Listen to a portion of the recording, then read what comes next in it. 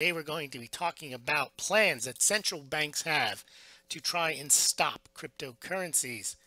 How central banks intend to fight cryptocurrencies? Well, the president of the Deutsche Bundesbank has some ideas, and he made his remarks last week at the Bundesbank Policy Symposium in a speech entitled Frontiers in Central Banking, Past, Present, and Future.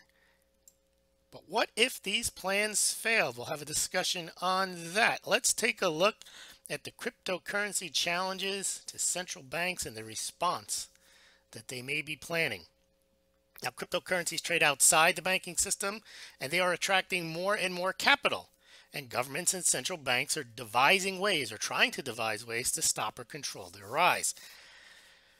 Last week in Cryptocurrencies Fiat Killers or Strengtheners, we noted how some Ethereum projects aim to make blockchain assets spendable through the banking system via connecting them to Visa and MasterCard.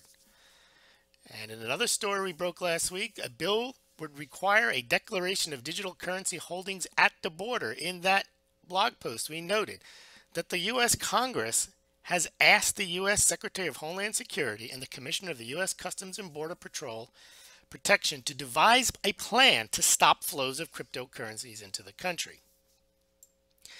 Now, just last week at the Bundesbank Policy Symposium, in a speech entitled Frontiers in Central Banking, Past, Present, and Future, Dr. Jens Weidmann, president of the Deutsche Bundesbank and chairman of the board of the director of the Bank of International Settlements, gave a speech outlining some of his ideas on how to best address the challenges that cryptocurrencies pose to central banks. And there's four of them right there: Bitcoin, Litecoin, Monero, and Ethereum.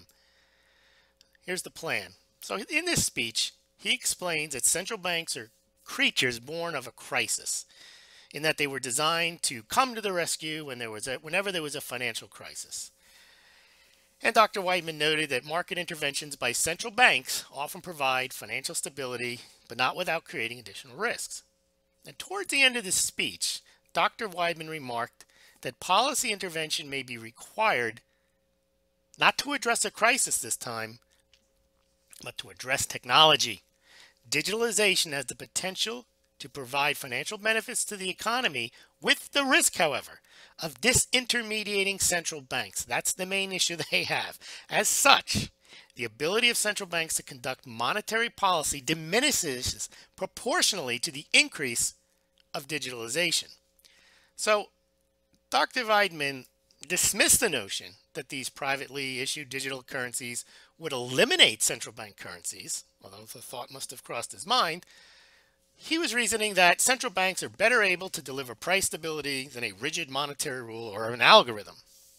Be that as it may, he still is concerned about the rise of cryptocurrencies. And for one consideration might be that the central banks themselves would issue their own digital currencies, which is something that we saw the central banks of Russia and China are considering. If central banks create digital currencies, it would make those holding their liquid assets in the form of those digital assets, those digital currencies issued by the central bank, safer. Because according to Dr. Weidmann, central banks cannot become insolvent. So if you have your digital assets, your money in the central bank, you're better off than having it in a private bank.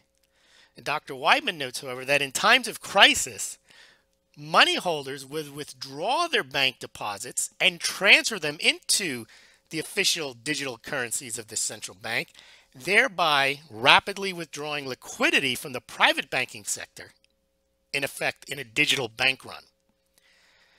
And without deposits, Mr. Weidmann observes, banks could not make loans. So here's what he concludes.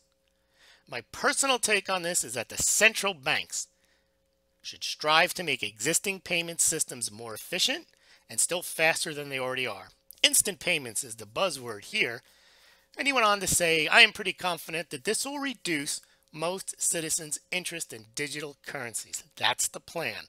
The central bank wants to make a better payment system. And that, he says, should most likely take people's interest, their eye off the ball of these cryptocurrencies.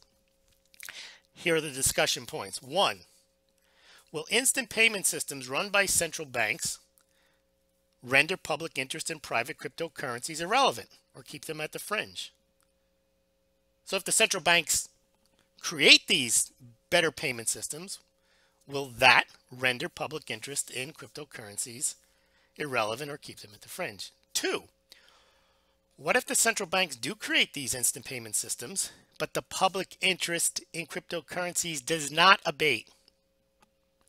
Three, will central banks instead, if they can't stop the rise of cryptocurrencies through fast payment systems, create their own digital currencies, as Mr. Weidman indicated they could, which would in effect kill off the private banking sector and become the banking system in their respective countries?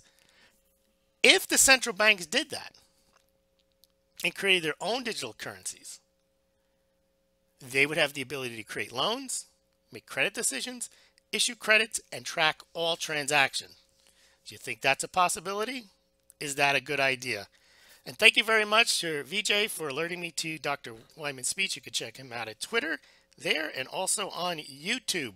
Let me have your comments below. Thank you very much.